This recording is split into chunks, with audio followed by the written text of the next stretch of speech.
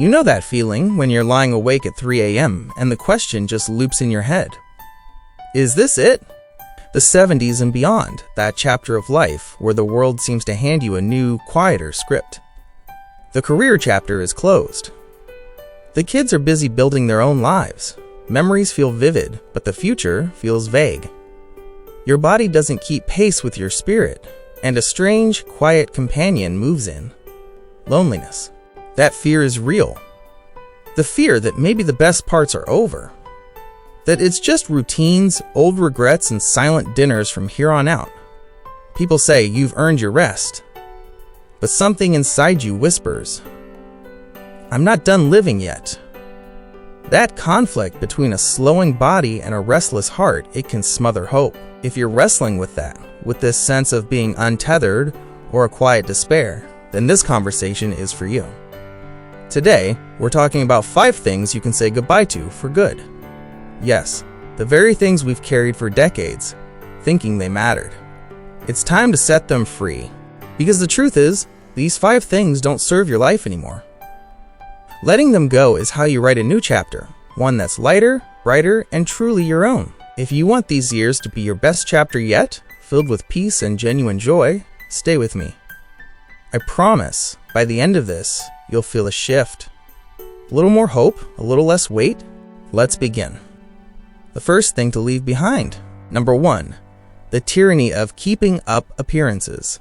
That silent, lifelong question. What will people think? It started young. Pick a practical major. What will people think? Chose a career, a house, a lifestyle. Always with an invisible audience in mind. And now, even in your 70s, it's still there. If I try online dating, what will people think? If I move to a senior living community, what will people think? If I sell the big house, or something bold, or take an art class, what will they say? My friend, how many years of your one life have you lived for these people? Who even are they? Are they sitting with you in your quiet living room at night? Will they be there for your doctor's appointments? Will they wipe your tears? Here's the hard truth. People are usually folks who are far too busy with their own lives to give yours more than a passing thought. And if someone does have that much time to critique your choices, well, that sounds like a them problem, not a you problem. I remember a story about a man named Robert. His dream was to buy an RV and see the national parks, but he kept putting it off. His brother said, "At your age? That's irresponsible."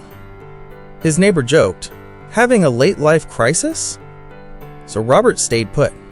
Then, his health declined. His doctor said, "Stress is a factor. You need joy, Robert." And it hit him. He'd postponed his own joy for opinions that didn't pay his bills or hold his hand. He bought the RV. The photos he sent, the light in his eyes, was worth more than 1,000 polite, empty opinions. So I'm giving you permission today. Retire from the job of managing other people's opinions. You've clocked out. If you want to learn guitar, learn it. If you want to wear purple, wear it. If you want to binge watch Netflix with your grandkids, do it. Freedom from what will people think is the first, most liberating step toward a happy life. Because when you stop seeing yourself through others' eyes, you finally start seeing yourself. And that view is beautiful. Number 2, the just a little more mentality. The second thing to release.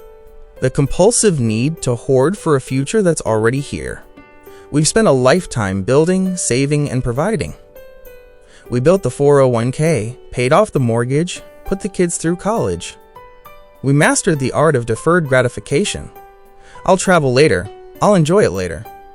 But friends, later has arrived. This is the later you were saving for. I knew a woman, Eleanor. She and her husband saved meticulously. But even after he passed, and she was comfortable, she couldn't stop. She'd wear worn-out sweaters, saying, "They're fine." She'd skip lunch with friends to save. Her goal had been to leave a legacy for her son, and her son was successful. But Eleanor's mindset was frozen. Her closets had nice clothes she never wore. Her bank account had money that never brought her joy. Is that living? I am not saying be reckless, be smart, but shift your primary goal from accumulating to experiencing. You earned this. Use the money to buy the comfortable reading chair. Have the weekly breakfast with your friends at the diner. Take that trip to see the Grand Canyon. Your kids are grown. You fulfilled that duty. Now fulfill your duty to yourself. Spending on your own happiness isn't selfish. It's your right. You worked for it. Number 3. The heavy suitcase of grudges and regrets. The third weight that burdens your soul. Old resentments and the prison of what if. Think about it. Is there a name that, when you think of it, makes your chest tighten? A sibling you haven't spoken to in years? A friend who let you down? Or maybe it's regret aimed at yourself. I should have taken that job. I wish I'd been more present for my kids. Why didn't I say I love you more? These what ifs and why did theys, they're mental anchors. They keep you stuck in a past you can't change, robbing energy from your present. So practice release. It's not easy, but it's necessary. Forgive yourself and others. There were 2 brothers, Tom and David. A property dispute decades ago turned into silence. Years passed, both in their 70s. Tom had a minor heart scare. The doctor said, "Stress is your enemy." Lying in that hospital bed, his pride felt so small. He thought, what am I holding on to? For what? He called David. And you know what? David had been waiting for that call. They both had. Those last years they reconnected were some of the most peaceful of their lives. Forgiveness isn't weakness. In this chapter of life, it's your greatest strength. It lightens your heart. And yes, forgive yourself too. Hug your past mistakes and say, I see you. You taught me. And now I release you. You weren't perfect. No one is. So offer yourself the same kindness you've so freely given to others. Number 4, the fear of anything new. The 4th thing to drop, your resistance to change.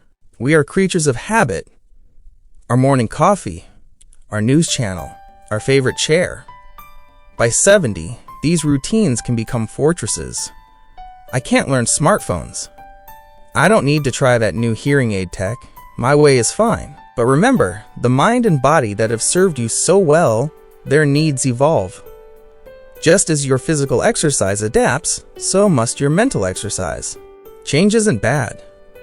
It's essential for growth. Imagine your granddaughter wants to show you a funny TikTok or teach you video calling. You have 2 choices. Choice 1, oh, that's for young people. I don't get it. Choice 2, wow, show me how that works. That's interesting. Choice 1 leads to a shrinking world. Choice 2 leads to an expanding world. See the difference? Curiosity is the antidote to feeling obsolete. Try a new recipe. Take a class at the community center. Revisit an old hobby. Dust off the guitar. Buy some watercolors. Your brain is a muscle. New challenges keep it agile. It reminds you, you're still a student of life. You haven't stopped. You've just changed direction. Number 5, the story of I am alone. Finally, the heaviest burden, the narrative of loneliness. Kids are in different states. Friends have moved or passed on. The house echoes. This feeling has consumed so many from the inside out. But here's a profound truth. Loneliness is a feeling, not an absolute fact. And feelings can be redirected. You're thinking, I am alone. But is that completely true? Or have you perhaps slowly closed the door? The cure for loneliness isn't just wishing for company. It's building connection. Connect with yourself first. Be your own good company. Read that book. Cook a meal you love. Sit in the sun. You are interesting. Connect through interest? Always loved gardening? Join a community garden plot. Like history? Volunteer as a docent at the local museum. Connection follows shared interest. Connect through technology. It's a bridge, not a barrier. Video call your family. Find old friends on Facebook. Watch a travel documentary about a place you love. Connect through service. If you're able, tutor a kid at the library, volunteer at a food bank, or foster a pet. When you contribute, you remember your immense value. Loneliness can't survive there. You have a treasure trove of experience. Share it. People want to hear your stories. Don't underestimate your worth. So those are the 5 things. The 5 weights you can put down. 1. The fear of other people's opinions. 2. The just a little more scarcity mindset. 3. The heavy suitcase of old grudges and regrets. 4. The paralyzing fear of change. 5. The story of isolation you tell yourself. Let these go and you make room. Room for peace, for joy, for new adventures. This is your life. Fill these pages with brave choices, beautiful moments, and connected days. Not with fear and regret. Now, if this conversation resonated with you, do me a few favors, will you? First, hit that like button. It truly helps this message reach others who might need it. Second, tell me in the comments which of these 5 points hit home for you. What's your story? I read your comments. This is a conversation. Third, subscribe to the channel and tap that bell icon. It's your direct line to more honest talks like this to help you navigate these years with more grace and less fear. And fourth, the most important, share this video.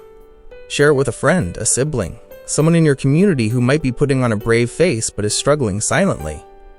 Your one share could be the nudge someone needs to choose joy today. Thank you for your time. Thank you for being here. May your days be filled with small joys and deep peace. Stay happy. Stay motivated. I'll see you in the next video. Until then, take care.